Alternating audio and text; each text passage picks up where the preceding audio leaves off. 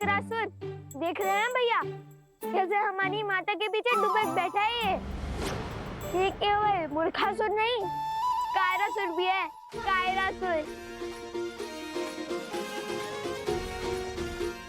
उचित कहा कुछ? अरे इससे साहसी तो वो बैल था, इतनी श्रद्धा से लड़ा वो हमसे।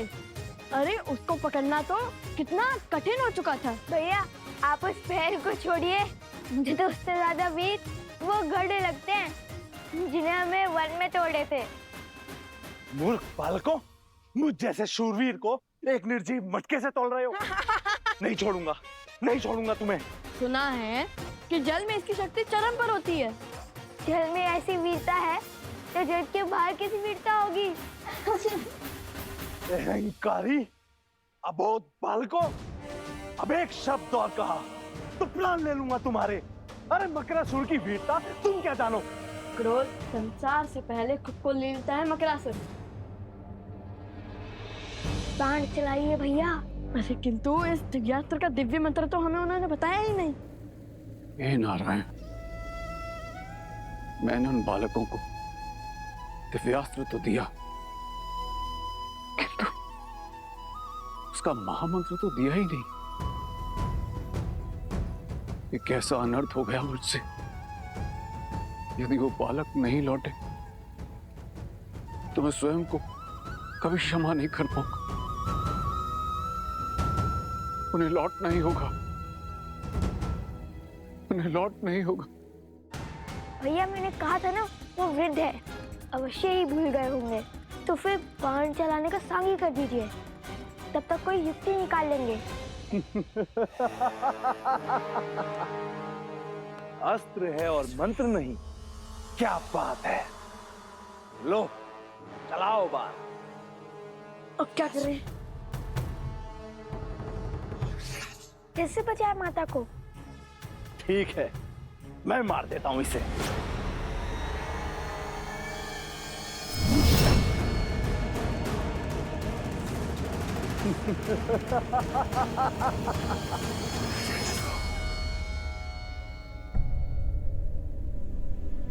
वृक्ष पे बस हरा पत्ता बचा है। लगता है लवकुश मकरासुर से पार नहीं पा सकते। मैं स्वयं जल में जाके उनकी सहायता करता हूँ।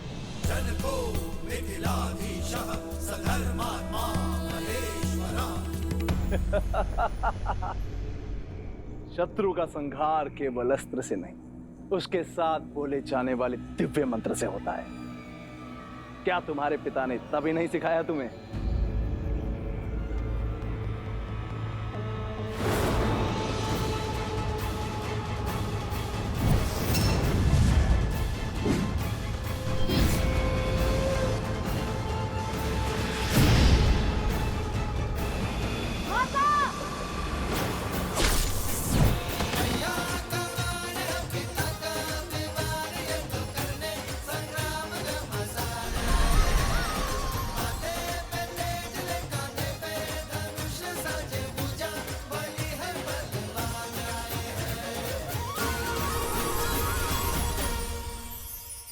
हे माता, मेरा तप समाप्त हुआ, आशीर्वाद दीजिए।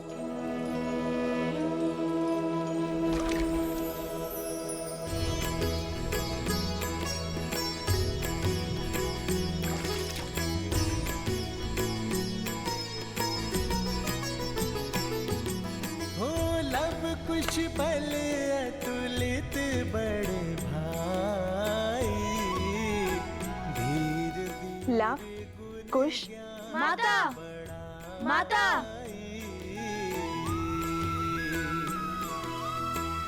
मातु पिता सेवक सदा सुभाए, राम सिया और प्रीति बढ़ाए।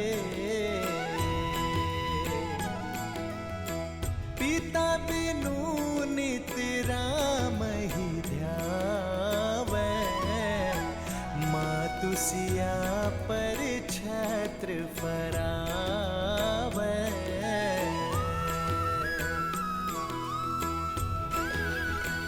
वृक्ष फिर से हरा हो गया, अर्थात लवकुश की विजय हुई।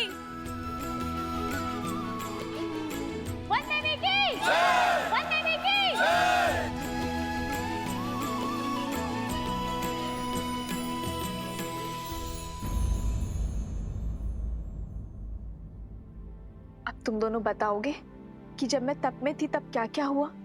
अरे माता वो भैया कथा सुनाने में मैं दक्ष हूँ। यस सर, मुझे दीजिए भैया। ठीक है, सुनाओ सुनाओ। वैसे भी मैं तो थकान से चूर चूर हो चुका हूँ। तो हुआ ये माता, आपके ध्यान में जाते ही आकाश मार्ग भयंकर संकट आ पड़ा। और वैसे भी आपके पुत्र तो भगवान वाल्मीकि के शिष्य हैं, वो थोड़ी ना संकट से घबराते हैं।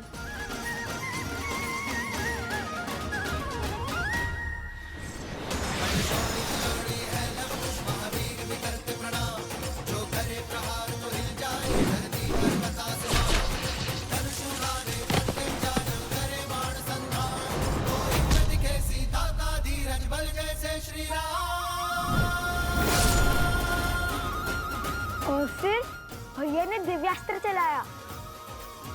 भैया आपको तो दिव्यास्त्र का मंत्र याद ही नहीं था ना? फिर आपने दिव्यास्त्र का उपयोग कैसे किया? जिनका नाम जपने से सारे कार्य संपन्न हो जाते हैं, जिनकी भक्ति से भव सागर भी तर जाते हैं, जिनके नाम में तीनों लोक समाया है, हर तप हर जप समाया है, जिनके नाम से बड़ा ना कोई मंत्र न ही तंत्र है, उन श्री राम का नाम लेकर मैंने ये दिव्यास्त्र चलाया है। अद्भुत भैया, आपने तो मुझे सोच में डाल दिया था। सुना माता, ऐसे रक्षा की भैया ने आपकी। मैंने नहीं, हम दोनों ने बचाया है आपको। बातों बातों में तो मैं आपको वृद्ध के बारे में बताना ही भूल गया, जिसने हमें वो दिव्यास्त्र दिया, मकरासुर का वध करने में सहायता की, जिनके मार्गदर्शन के बिना उन मकरासुर की त्वचा को भेदना असंभव था। किसकी बात कर रहे हो तुम दोनों? मिथिला नरेश महाराज जनक।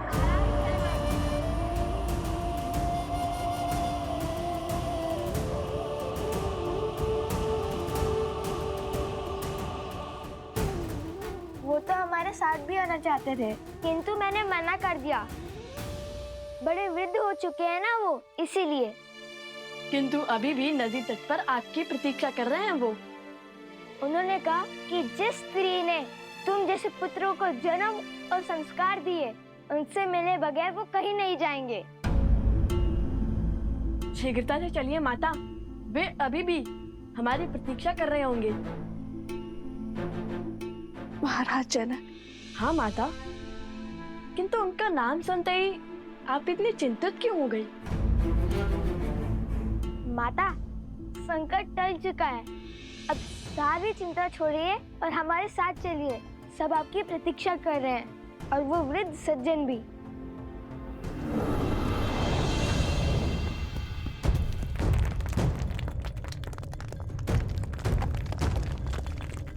ये क्या हो रहा है? लगता है संकट के बादल अभी नहीं छटे हैं। नहीं पुत्र, ये तो धर्म की जीत का नाद है। पाप के अंत के साथ पाप की सत्ता का भी तो अंत होना चाहिए ना। किंतु माता फल्गु हमें निकलने तो देती।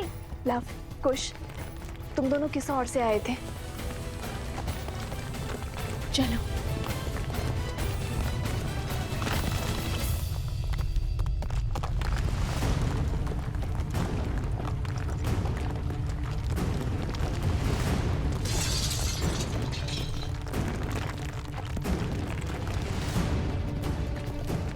भूमि हिल रही है।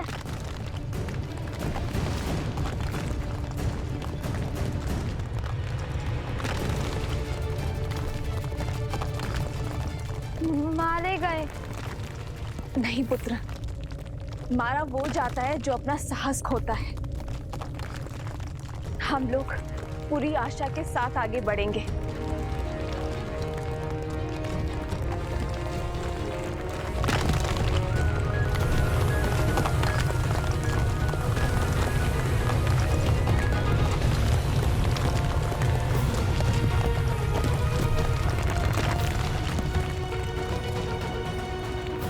कहाँ रह गए ये लोग? अब तक तो उन्हें आ जाना चाहिए था। मेरा मन तो बहुत घबरा रहा है। धर्म की रक्षा करने वालों को अधर्म कभी भी हरा नहीं सकता। वो आते ही होंगे। लव कुश, मेरा हाथ थामो। हाथ तो आप मेरा थामिए माता। इस रहम का ज्वार में मेरा हाथ छूट सकता है, किंतु यदि आपने मेरा हाथ थामा तो कभी नहीं छूटेगा।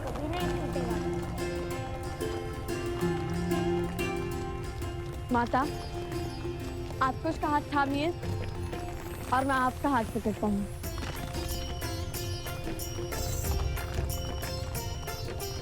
आज न माता पुत्रों का हाथ छोड़ेंगी और न पुत्र माता का वचन है। रघुकुल रीत सदा चली आई, प्राण जाए पर वचन न जाए। राम सिया राम जय जय राम। अधर्म तो मर गया, अब धर्म और मर्यादा की रक्षा आप करना फाल्गु माता।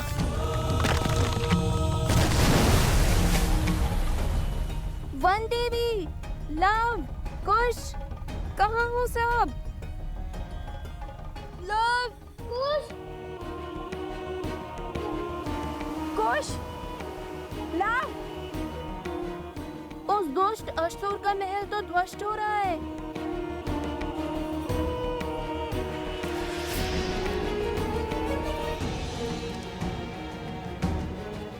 कहीं लव कुश और वंदेवी को कुछ नहीं होगा उन्हें, लौटेंगे, अवश्य लौटेंगे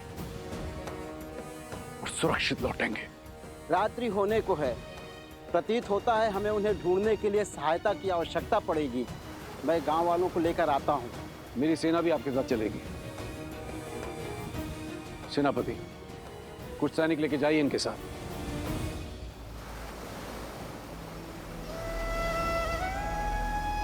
हे नारायण, रक्षा कर।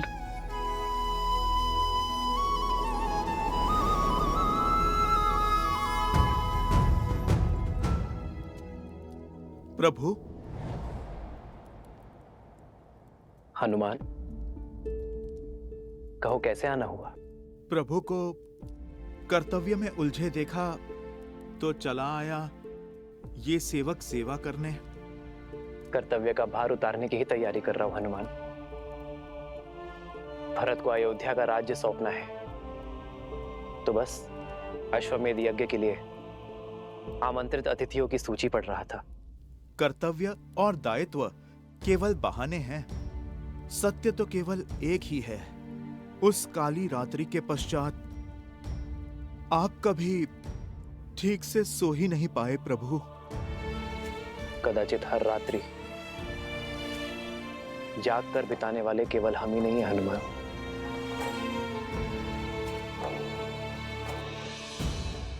महाराज जनक,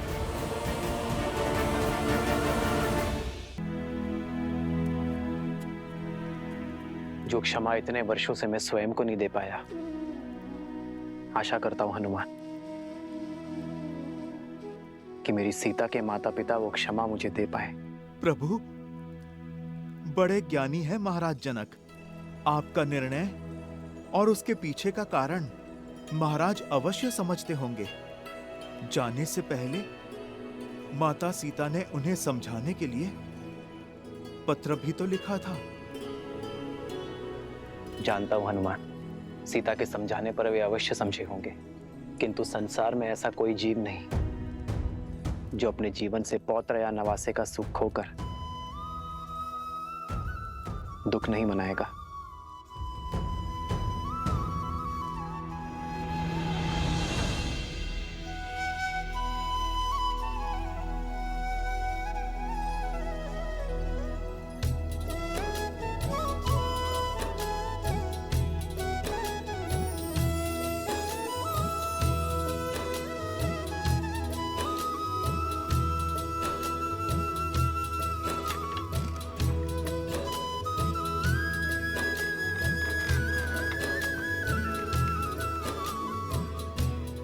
आनंद आ गया।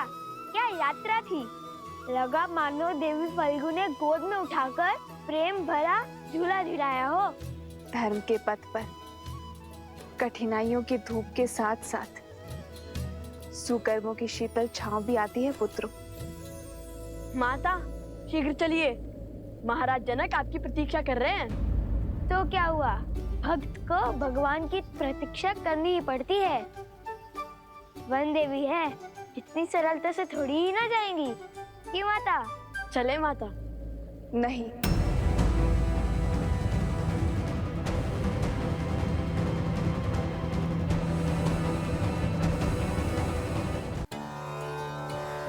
मेरा अर्थ है कि फाल्गु माता ने हमारी इतनी सहायता की, हमें सुरक्षा दी, तो मैं उनके दर्शन कर उन्हें धन्यवाद देना चाहती हूँ। बात तो उचित है। ठीक है कुश, तुम यहीं रुककर माता की रक्षा करो, मैं महाराज जनक को यहाँ लेके आता हूँ। उसकी कोई आवश्यकता नहीं है लव। किसकी आवश्यकता नहीं है? महाराज को लाने की। तुम्हारे यहाँ रुकने की। तुम दोनों जाओ। और वैसे भी अब तो यहाँ किसी असुर का भी भय नहीं है। मैं एकांत में पूजा करना चाहती हूँ। जैसी आपकी आज्ञा। रुको, मिथिला के महाराज से इस दशा में मिलोगे?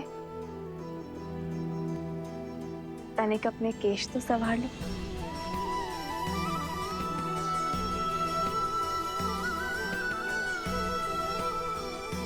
देखो अब कितने सुंदर दिख रहे हो। और हाँ, याद रहे महाराज जनक मेरे पिता के समान है, तो उनके आदर में कोई कमी नहीं रहनी चाहिए। समझे तुम दोनों? समझे लो भैया, पूरे सम्मान से बात करना। ये लव के लिए नहीं, ये उपदेश तुम्हारे लिए था नटकर। समझ गया।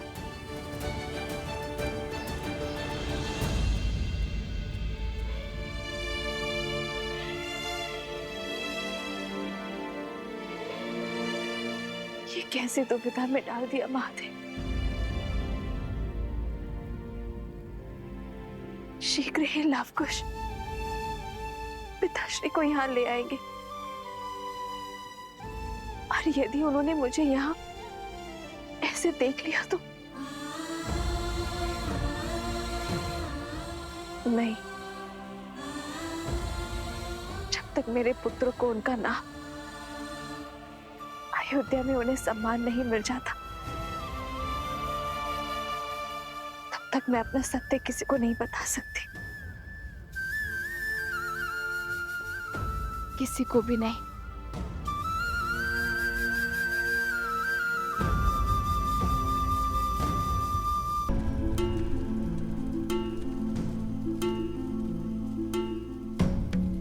वन देवी और उनके पुत्रों ने हमें उस दुष्ट मकरासुर के आतंक से मुक्त किया है। हमें उनकी विजय ने दूसरा जीवन दान दिया है। हमें भी थोड़ी सहायता करने का अवसर प्रदान कीजिए महाराज। धर्म का मार्ग तो सबके लिए खुला है। सेनापति जी, हमारी सेना की एक टुकड़ी को कहिए कि इस क्षेत्र में चारों ओर फैल जाए। मुझे किसी भी मूल्य में दोनों बालक और वन देवी चाहिए, और हमारी सेना की एक टुकड़ी जल के भीतर भी जाएगी, जिसका नेतृत्व हम स्वयं करेंगे।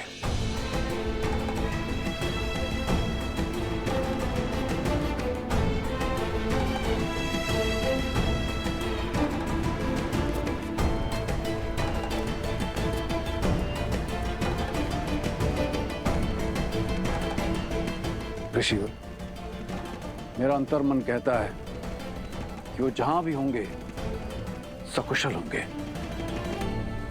महाराज,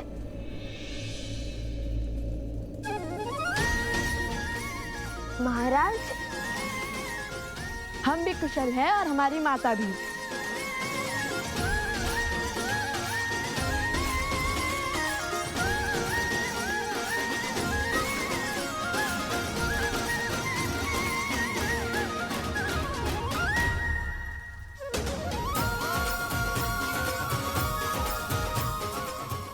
अरे झील में तो पहले ही भीगे हैं, अब क्या अपने आंसू से भी भिगोएंगे हमें? जानता था असंभव को संभव करके ही लौटोगे, विजयी होकर लौटोगे। जब उस राक्षस का महल ध्वंस हुआ तब भी तुम्हारे बल पर हमें संदेह नहीं हुआ, किंतु वन देवी कहाँ है? सुरक्षित है। देवी फल्गु की प्रार्थना कर रही है। धन्यवाद जो करना है उन्हें। किंतु मैंने तो भूल से तुम्हें महादिव्य मंत्र दिया ही नहीं। मकरासुर का वध कैसे किया तुमने?